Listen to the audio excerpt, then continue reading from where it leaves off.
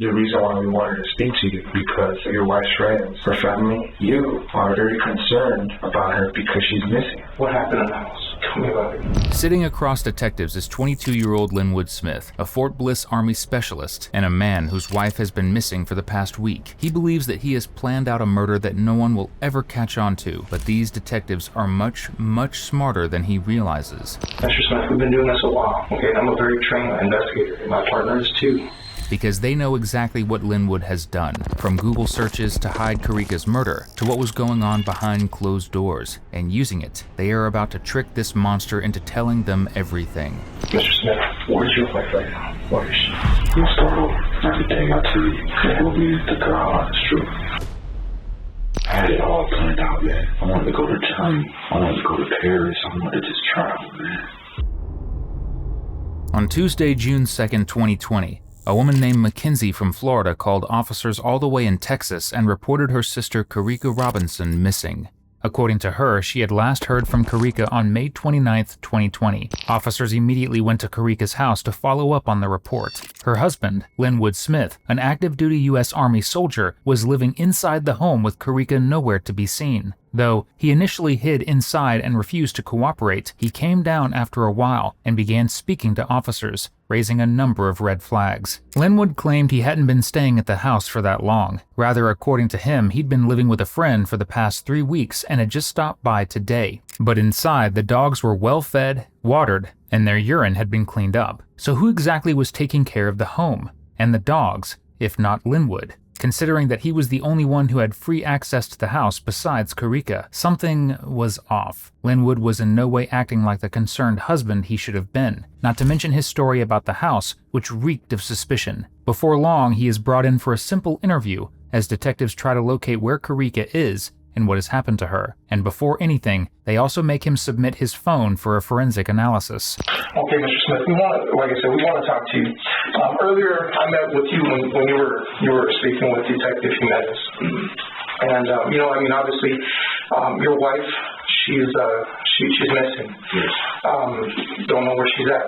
And so I was asking, hey, we need all kinds of, we need for you to help us out, and try to, help us understand what may have been happening as far as, to help us locate her and stuff, In doing so, I asked you if you would consent to me searching your cell phone, okay? And you stated yes, correct? Okay, you pledged your full cooperation, is that correct? Yes. Yes, thank you, and I really appreciate that. Mr. Smith,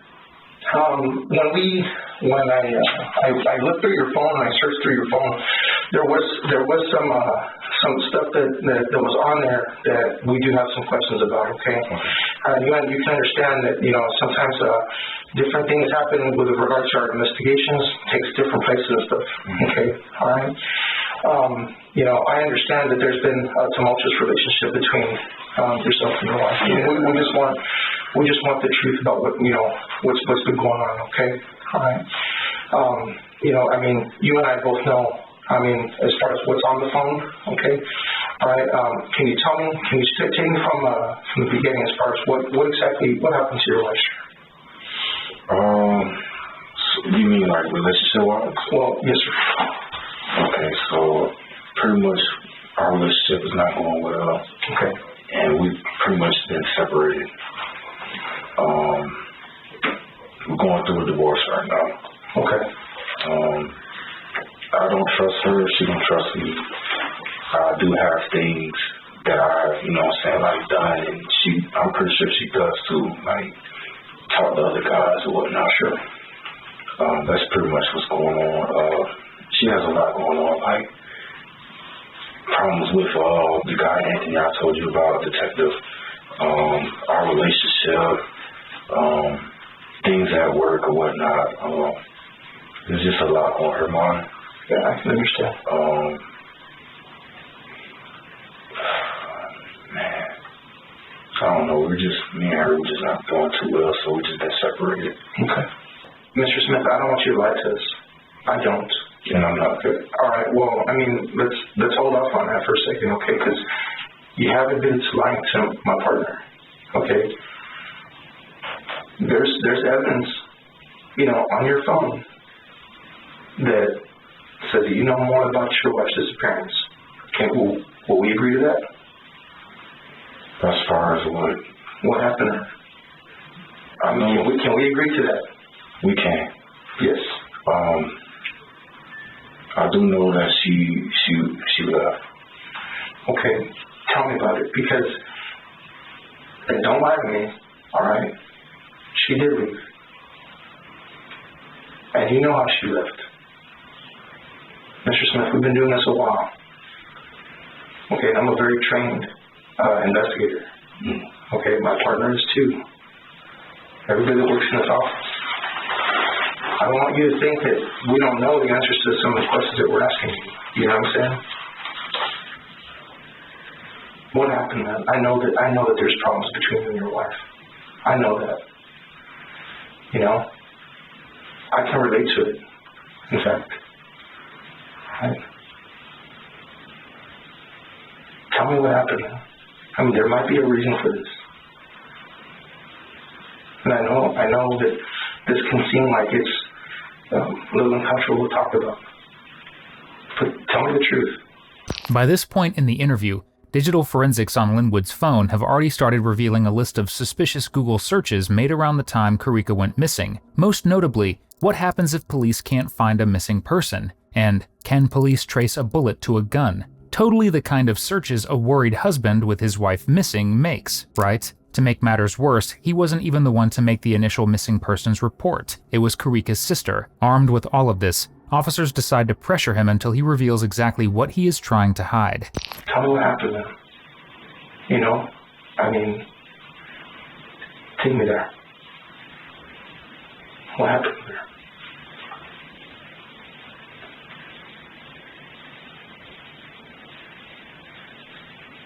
I didn't stay there Friday, so I stayed at my friend Brenda's house over the weekend. And we didn't get off on the right foot. We didn't. She did tell me she was gonna come and get the rest of her things. She told me she was leaving. She didn't tell me when she was gonna do that. But she did make it clear, like, I need to figure out what I'm going to do with the apartment, what I'm going to do with the dogs, and that she was definitely leaving. I didn't bother to ask her, like, when she was going to leave. I just know she was going to leave. That hurt you, huh? I mean, yeah. Yeah, it did. It really did, because I love my wife. I love her. When did you move out of the apartment? I've been staying at my friend Brenda's house for 3 weeks now. 3 weeks. I moved out of there, trying to remember the last incident. Oh yeah, when she locked me out of the house. And I was throwing rocks at the window to try to get her attention so she could unlock the door to let me in the house. And I ended up cracking my window and I had to pay for that. And after that incident, the next day she called my job and she told them, like, you know what I'm saying, I was being hostile or whatnot, and that she hadn't seen me in days. So that's when I came over there with my NCO and I packed a couple things or whatnot and just went to my friend Brenda's house. And I've just been staying there ever since. And then even when she called and she told them about the thing, All right, explain that. so I don't know if she had any intentions or what was her intentions on it. I don't know. But I feel like, you know, she was just doing that to be spiteful. So who did she call? She called staff duty, and they relayed the message to my chain of command. And that's when they called me, my NCO, he called me. He was like, hey, you need to come to the office. Your wife called again. And then that's when they told me the reason why I was at the office. And they sent me to the hospital. And I was in the hospital for like 5 hours. And ever since then, you know what I'm saying, they ordered me to, you know what I'm saying, stay out of my house. I can't even sleep at the house, really. These statements at least have some substance to them. Linwood and Karika were in an extremely toxic relationship that had been getting worse in the days leading up to her disappearance. Officers had been called to the house multiple times for violent incidents involving the two. In one, Karika had allegedly thrown a TV, and in another, rammed the bedroom door with a soundbar speaker and opened it holding a baseball bat. And these events only worsened before she went missing, to the point that after an argument, Karika had to kick Linwood out of the house, which made this man-child a bit upset as he threw rocks at the window and cracked it. After getting kicked out, he left to stay with his friend Brandon. Karika then called Linwood's Army staff duty, telling them she hadn't seen him in days, which led to them escorting him back to get his belongings. A few days later, Karika called them again, this time to report him as attempting to harm himself. Linwood was taken to a hospital for 5 hours, and his firearm, a Glock 26, was handed over to Brandon. But that didn't last long, because Linwood got the gun back and brought it right back to his apartment. Officers would even find his gun case during a search. Linwood was also ordered to stay away from the house. In his words, he did, but his phone location showed him there several times. In fact, he stayed the longest on May 29th, the last day Karika contacted anyone. Hey, Mr. Smith. Let's talk about what we were mentioning earlier. Okay. All right. I mean, I get all that happened, you know. I mean, and like I told you, you know, the stuff that I have on the phone, you know, things that were deleted, things that were searched, locations, stuff like that comes out on the phone. Okay. Mr. Smith, be honest with you. Like I told you, you know. All right? I mean, I extended my hand out to you, you know what I'm saying? I mean, and I want you to trust me. I want you to trust me, okay? We're not going to mistreat you. We're not going to disrespect you, all right? What happened in the house? Tell me about it. What do you mean, like, for example, we know that there's a history of domestic violence there. Mm-hmm. It's documented. The police have been out to your house. You and I talked about this. Okay? You told me a story where she threw a TV and you left before they got there. She was crying and begging you not to leave. Right? You also told me a story about her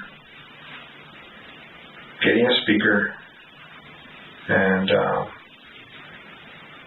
what was it, the incident where you told me about her, you locking yourself in a room? Yeah, she locked herself in the room. Well, I did.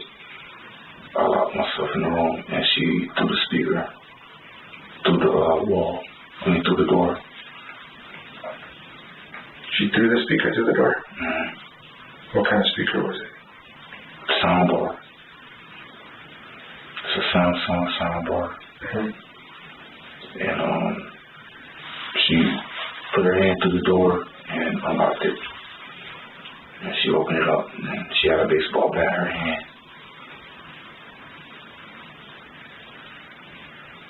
Okay. Is it a speaker that made a hole in that door? Yes. Yeah. Mm-hmm. Because earlier you told me that she was ramming the door with the speaker. Yes, she did. But now you're telling me she threw it. No, like, just going like that. She didn't throw it like that. She just...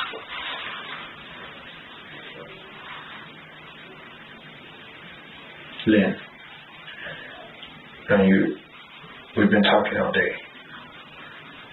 And you've been telling me that you moved out. Yeah. Then you say that you and your buddy went over there and you realized that she was gone. So you haven't been staying there for 3 weeks. I went in the house today and you have 2 dogs that, one, are fed, they're watered, didn't smell like any kind of dog feces, didn't smell like urine. You're telling me that she moved out, and that you're not living there. I'm not living there. So who's been feeding the dogs and who's been cleaning up after the dogs? If you're not living there, and you're telling me and my partner that you're not allowed to be in the house because your NCO told you that she had called saying that you were over there throwing rocks in the window. So I stopped by on my lunch break, and keep in mind I don't have my own car. So I stopped by on my lunch break and I just put food in their kennel. And that started really. Linwood's story just went from claiming he never visited the house to admitting he came back on lunch breaks to feed the dogs. But if Karika lived there from his perspective, why would the dogs need feeding? No one knew that she was missing at that point in time, and he'd only need to do that if he knew she wasn't coming back. And this is just the first of many stories Linwood is going to tell tonight. Your wife now. Tell us about her. Where is she? I don't know where she is, sir. What happened? I know the last conversation we had, and I had called Amari to, try to talk to her for me.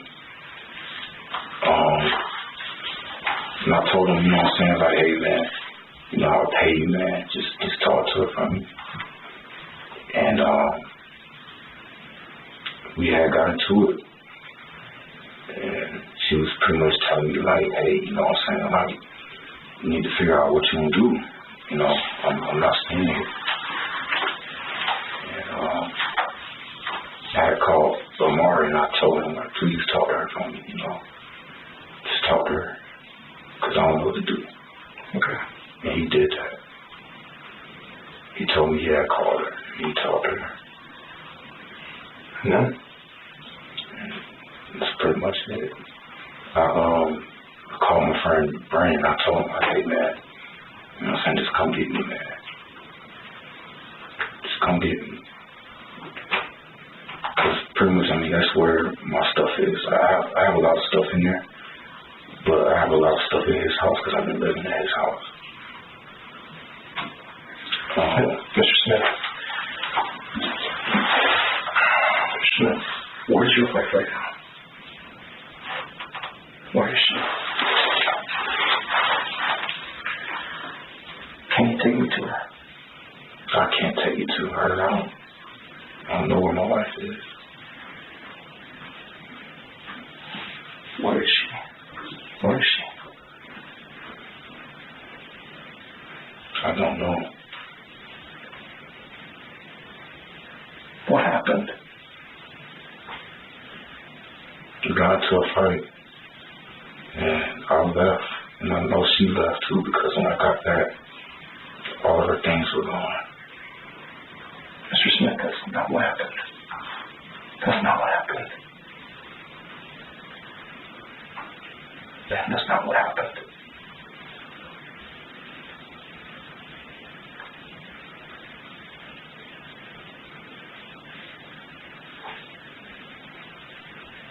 This whole situation might not be all that bad, man. Just tell me. That's not, you and me both know, man. That's not what happened.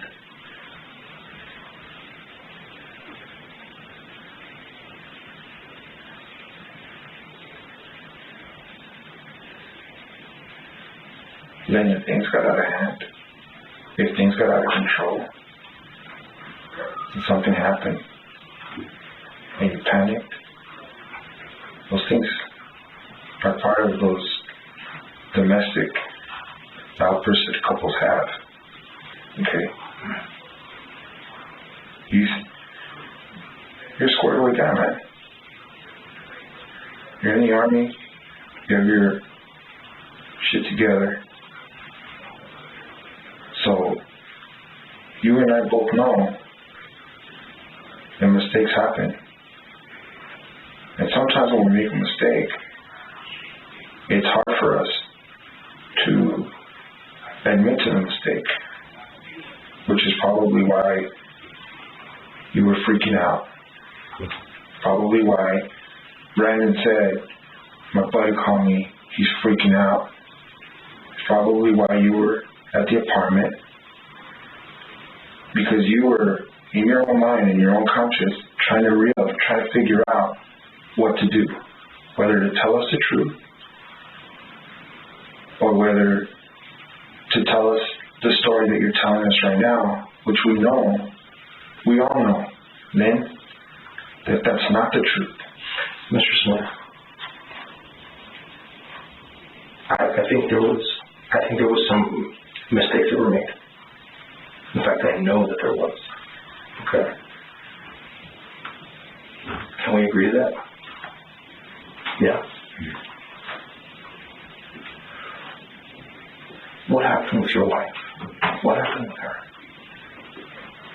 Somebody took her. Who took her?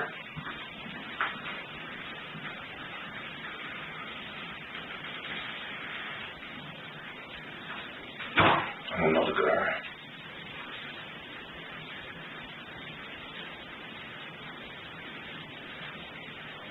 What happened to her? Somebody took my wife, man. Somebody took her. And I honestly don't think she's in El Paso right now.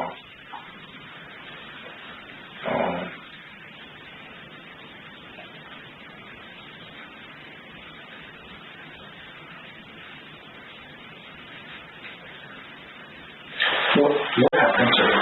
What happened to her? She's with somebody right now. Who's she with? Stop lying to us, man. Stop lying to me.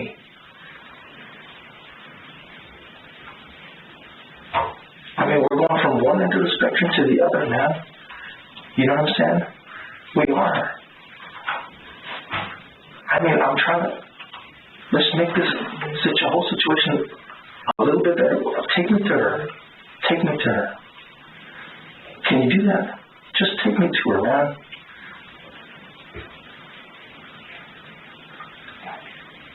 Okay, can you do that? She's not in El Paso. Okay, where is she? Where is she? I think she's in New Mexico with somebody right now, man. She's in New Mexico? Show me where. Show me where. Will you trust me? Will you show me? Yeah? Yes? Is that a yes? You'll show me? Alright. Okay.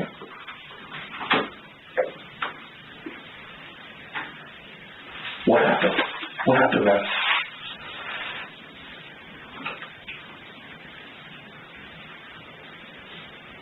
Did it just go overboard? Tell me what happened. It's okay. Alright? Sorry, what happened? Happened. We did get into an argument. And like I told you, she did say that she was going to get all her stuff and leave. And I know she's with somebody right now.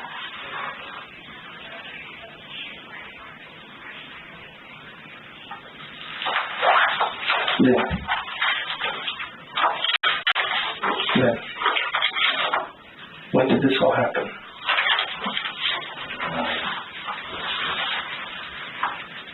This was Thursday. Okay. Yeah, this was Thursday. Okay. That's fine. Go on. That's all right, man. I had to stop at the house. You know, we talked about what we were going to do. What we do about the dogs. She was telling me she was going to leave. And I was begging her, like, I was like, no, don't do that. I told her to stay. Okay. And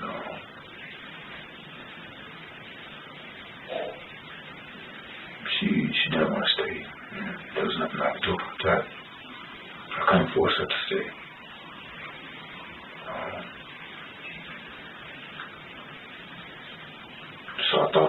You know what I'm saying? Like, if she wasn't with me or, you know what I'm saying, if she was with somebody else, it would be better than, you know what I'm saying? She's with somebody right now. Mr. Smith, you and I, would you agree with me that you and I, we know she's not alive? She is.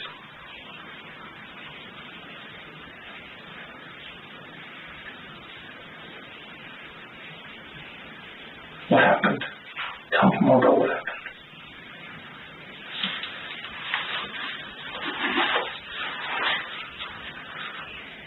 Why would you think my wife isn't alive? You want to know why then? Why? Because we know what we've been searching on the internet.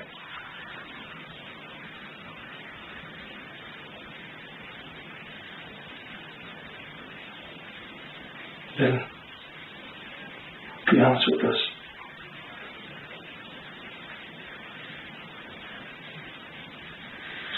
Then you told me that you talked to her sister Candy. You told me you talked to her cousin Kelsey. You said they're coming in Friday from Florida. They're going to be looking for her then. They're not going to just stand by and not look for her. They're going to want answers. We know what you were searching on your phone. And take us to her and tell us what happened.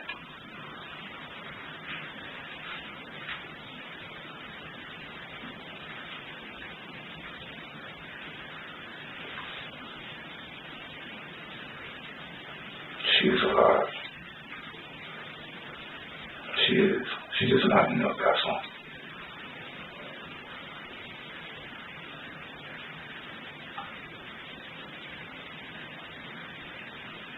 Where? Where in New Mexico?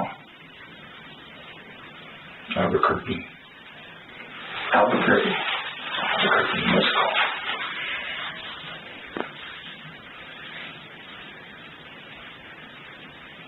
What who? Some guy from the bar that she works at. What's his name? Joseph. His name is Joseph.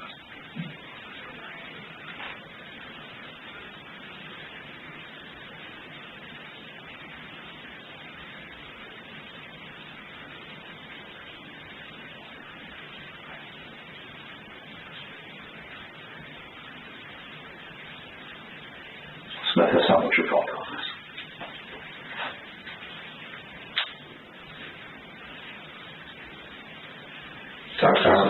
I have a tablet. Now Linwood's story is shifting again. He claims he saw Karika on May 22nd, and they argued, after which he called a friend and offered to pay him $100 just to talk to her on his behalf. He also now claims Karika is not alone, that she left with a man named Joseph to Albuquerque. Karika wouldn't leave without telling her own sister, nor would she abandon her dogs, and officers know that very well, as they slowly begin to pick his story apart. That does not make any sense. Because you've concealed that information after all of our questioning, and now you want to bring that up right now? There's no way. There's no way, Lynn. There's no way. How do you expect us to believe that? You have had every opportunity to tell her. You have had every opportunity to tell us. And now you're barely coming up with, she's with a friend in Albuquerque named Joseph. Lynn, stop lying to us, man. Stop lying to us.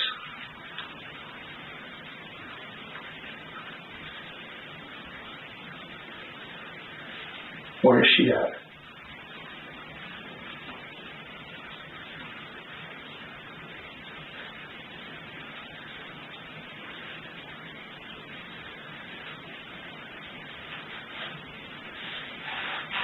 Give her some dignity, man. Oh. Give her some dignity. Make some right out of this.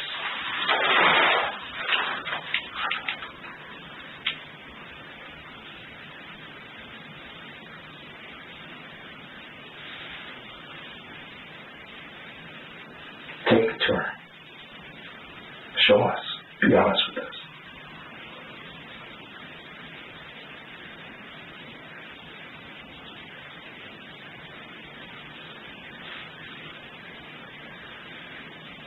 Okay? Will you please do that?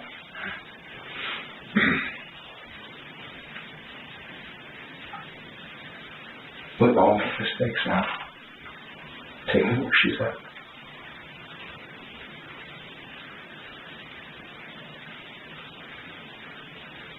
I know you're scared, man. No, I'm not scared. But think about how she is. Think about where she is right now. Think about where she's at right now. Take us there so we can give her some dignity. So our family doesn't worry anymore. Tell us the truth. We know she's not in Albuquerque. We know what you've been searching on your phone. For the next hour, detectives lean on everything they've got: his faith, his cross necklace, his own words about wanting to be a good husband, going in circles about how amazing of a man he is. And clearly that flattery would work, because Linwood starts opening up and confessing, unaware that he has just fallen into these detectives' trap. If you love watching cops destroy killers like Linwood who think they're the smartest in the room, subscribe. That's literally all we do here. Will you be able to sleep tonight? I'm sure you would. But I need to know where she's at now.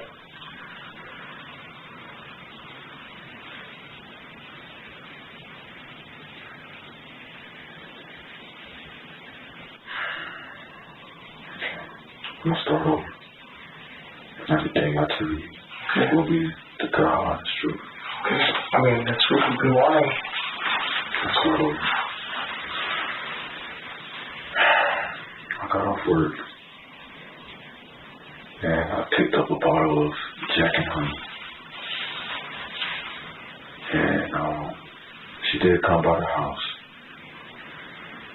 And normally, to avoid her, I like to, just drink. I'll just drink the pain away. And I'll drink so much to where, whenever she talks about, a problem that I don't want to talk about, I'll be messed up, so I won't be there, you know what I'm saying? So I had plenty of drinks. I drank almost the whole bottle of Jack Honey. It's about that big. What day was this? This was Friday. Okay.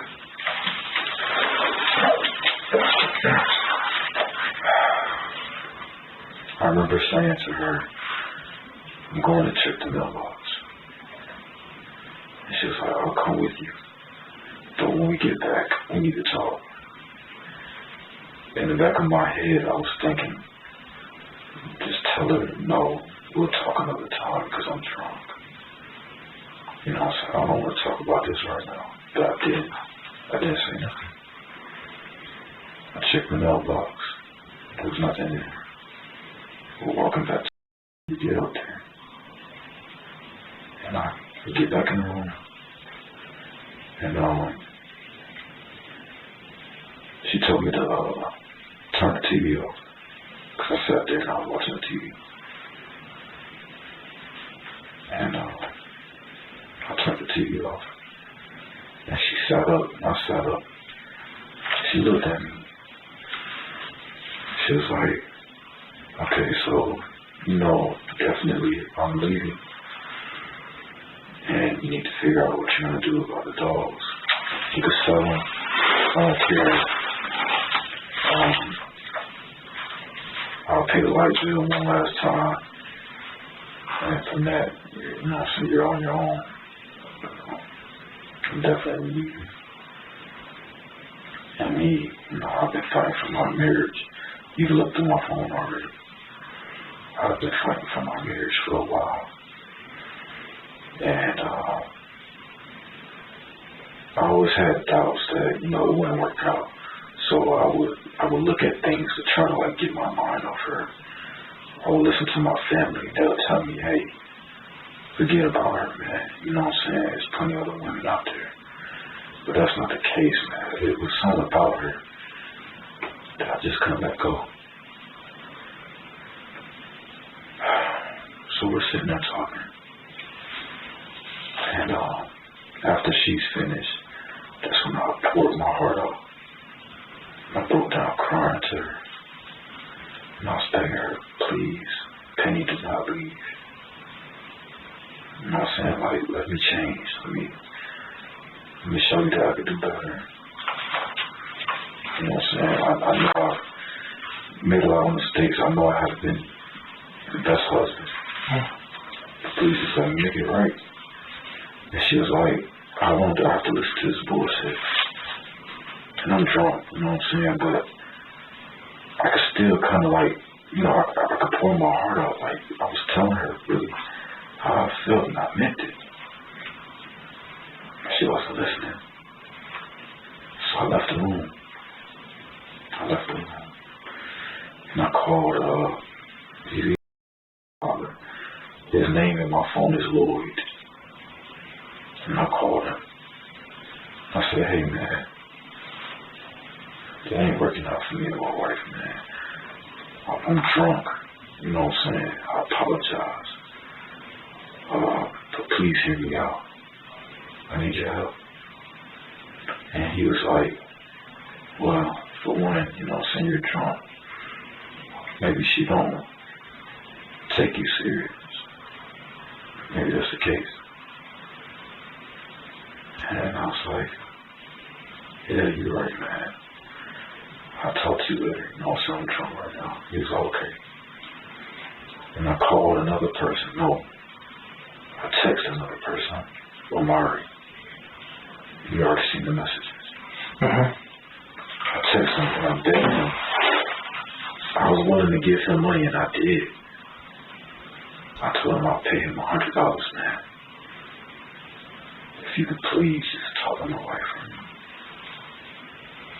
Just please, you know what I'm saying? Like, just let her know that I love her because she's not listening to me. He told me he would. He told me he was busy at the time. He said he would do it. And I said, okay.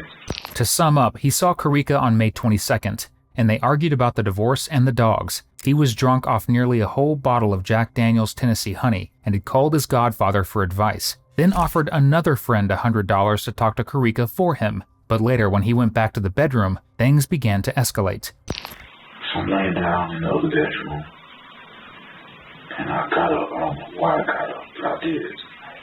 And I went back in the other bedroom, and I threw up.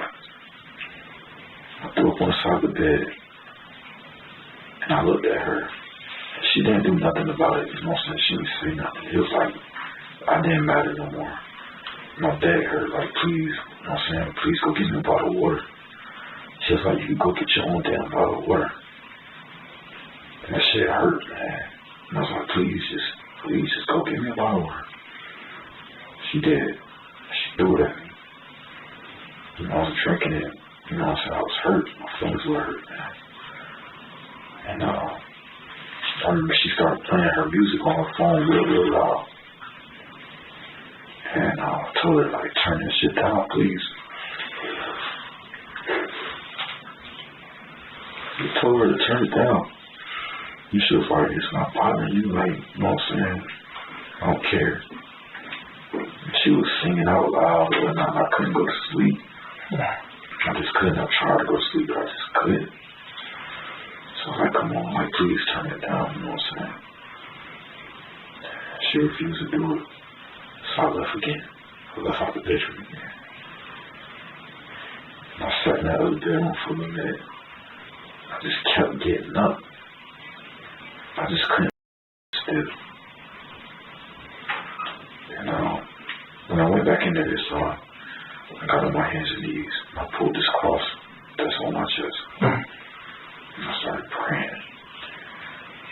She's laying right here. I'm right here praying. And I guess my elbow touched her leg. And she was like, she cursed at me. She was like, I was like, what you mean? You know, so I'm praying. She was like, you could pray on the other side of the damn bed. I'm looking at him like, are you serious? I'm sorry, man. Give me a second.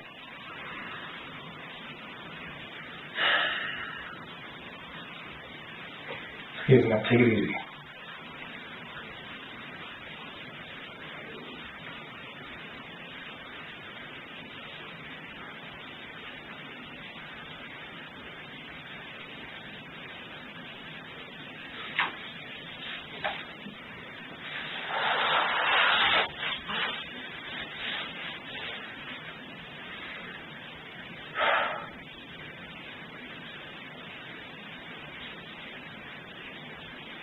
Can't be a minute, please, okay? Just a minute.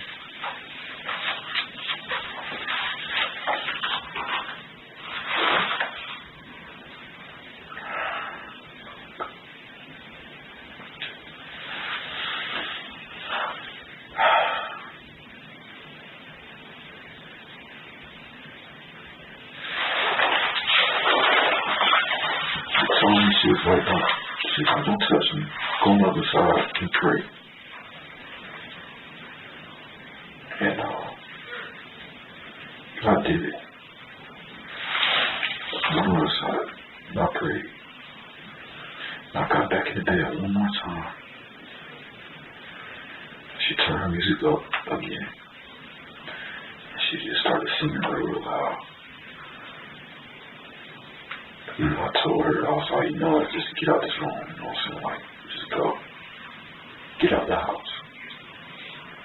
I don't want you here. And this is me speaking, you know what I'm saying, out of spite, you know what I'm saying? Because at this moment, I feel like she don't care. Keep in mind, I already done threw up on the floor. I'm not even in the right mindset like I am right now. So it's like, whatever happened, happened. And then, after I'm sober, it's like, oh, that's how I felt. She was leaving. And I went after her this time. I grabbed her by the arm and I was like, no, like, you know what I'm saying, no. And then, she was like, get off me. You know what I'm saying? She was mad, like pissed off. She was pushing me. And I just grabbed her by both her arms. I was like, no, like, I didn't mean it and whatnot. I didn't mean it, don't go. Where do you want to go? And she was like, you know what I'm saying?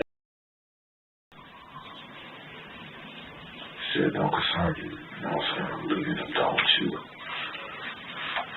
You get the rest of my shit, I'm out.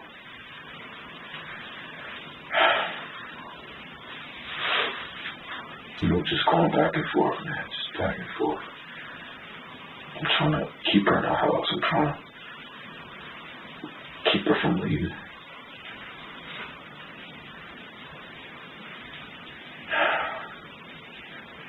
Like I said, this is the truth this time.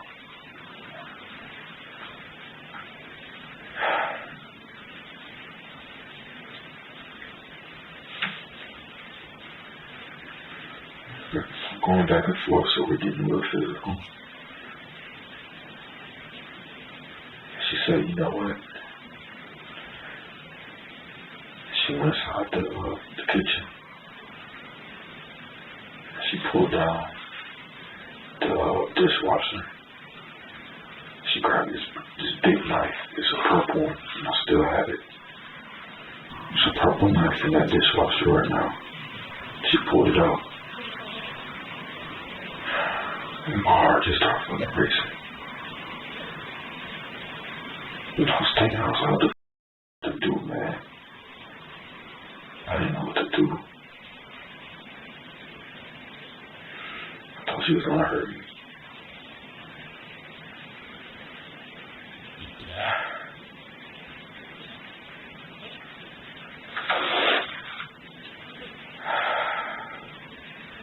She started wiggling around. And I ran, and I went inside our bedroom. And I could call 26. I used it against her.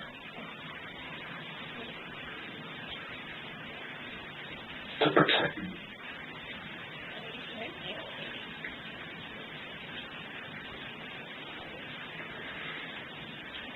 And I dropped down on my knees. Because I couldn't believe what just happened. And that's the truth. Karika had not left with some random man to start life anew in Albuquerque. She had been shot by her own husband. Now, let's take a moment to sum up what he's trying to say. Linwood claims that as Karika prepared to leave, he begged her to stay. She refused and grabbed a large purple knife from the dishwasher and came at him, so he grabbed his Glock 26 and fired to protect himself. But there are things Linwood is still hiding. When officers later went to retrieve the knife, they found it sitting in the dishwasher, cleaned and put back, by Linwood's own admission after the killing. Not exactly what you'd expect from someone who just shot someone to defend themselves. His gun was also found inside the bedroom, while the argument started in a different room. He had to disengage from the situation entirely to go retrieve it, which means he had every opportunity to just leave. He chose to come back and fire twice, and even mentions that the gun was fired from a distance of 3 feet, putting Karika too far to even remotely be considered a threat, meaning Linwood's story is a big load of baloney. This wasn't self-defense. It was simply a rage-filled murder. Although officers now have a confession they can use to prove this man is a murderer, they are missing one key detail. Where the hell has he hidden Karika? I was afraid, man. Because no one has ever pulled out a knife from me before. I didn't know what to do. Where's that knife at? So I cleaned up the house. It's got a purple handle.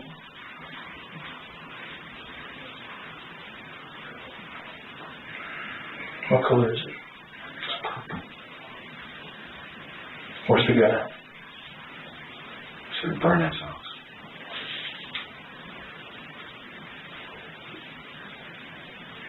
Where inside his house? Hmm? Where inside his house? It's closet. Which closet? My bedroom. In your bedroom? Mm-hmm. I thought about just throwing that shit away because I felt like, I mean, that's what it wasn't. It was meant for self-defense, to protect my life. But I never thought that, you know what I'm saying, I would have to use it in that way.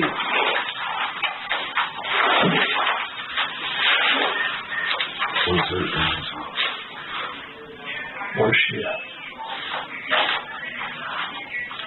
I know I've asked a lot of times, and I know that that's the hardest question for you. But where is she? It's a very hard question. I know. Is it in this area? Right here?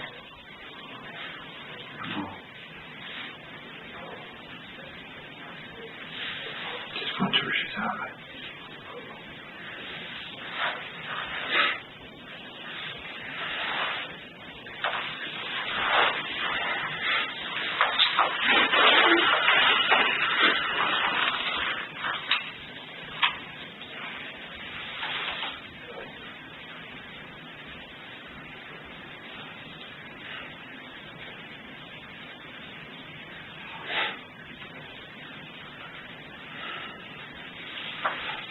Where is she at?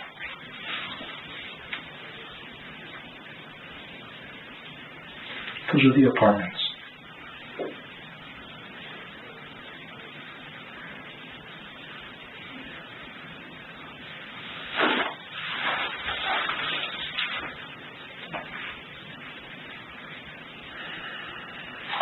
Is she across the street over here? This area? Is she in this area?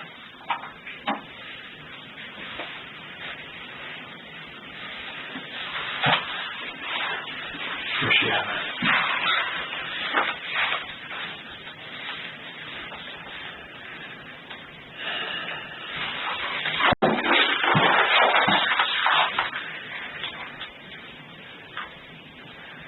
Where is she at?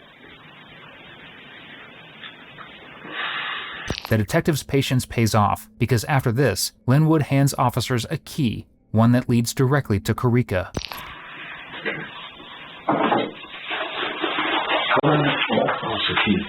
Alright, we just alright, man.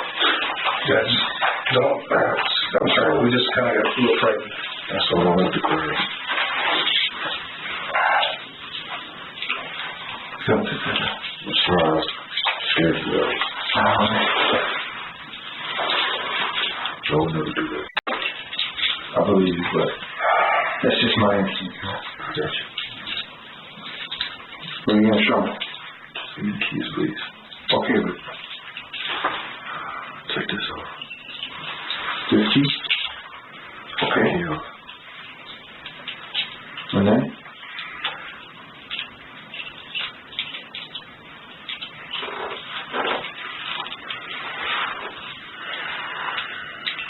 What's this the key to?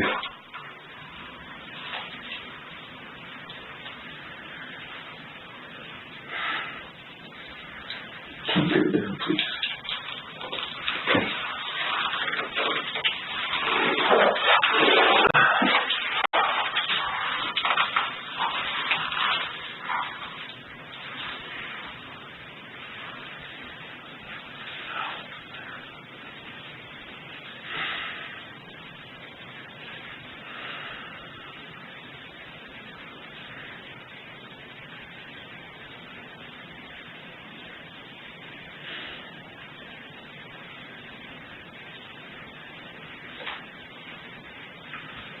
The model of my phone.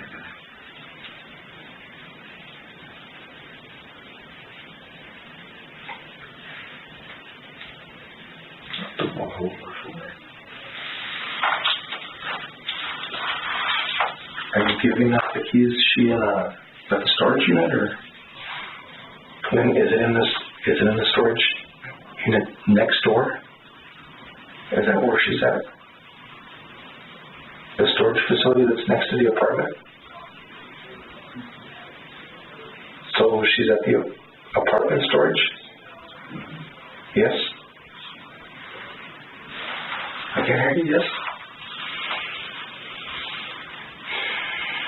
Apartment storage? Alright. Then, look at me, buddy. Where is that storage unit? Is it connected to your apartment? Is it some way outside of the apartment? Is it next door? The business that's next door, the storage facility is next door to the apartments? Is it in those? Where exactly is that storage unit?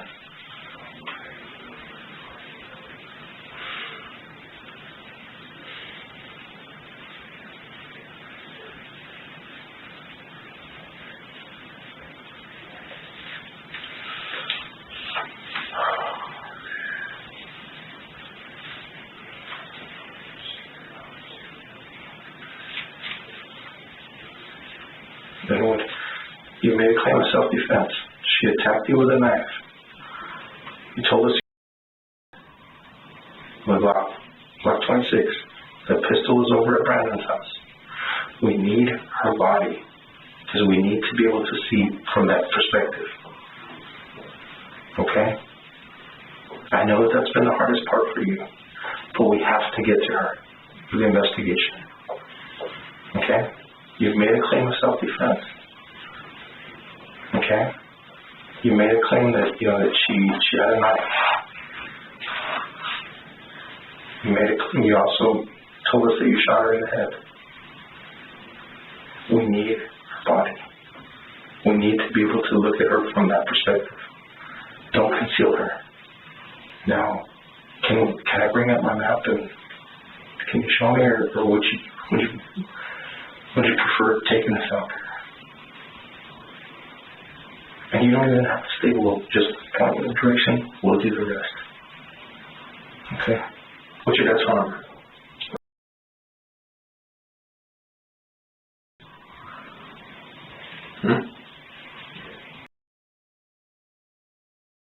Actually, let me call my mom instead. Okay. What is it? 203. 203? 7569. Oh, 6'9". Okay, we're gonna pass to the phone, and then we'll step out so you can talk to her, okay? Let me just sit the phone.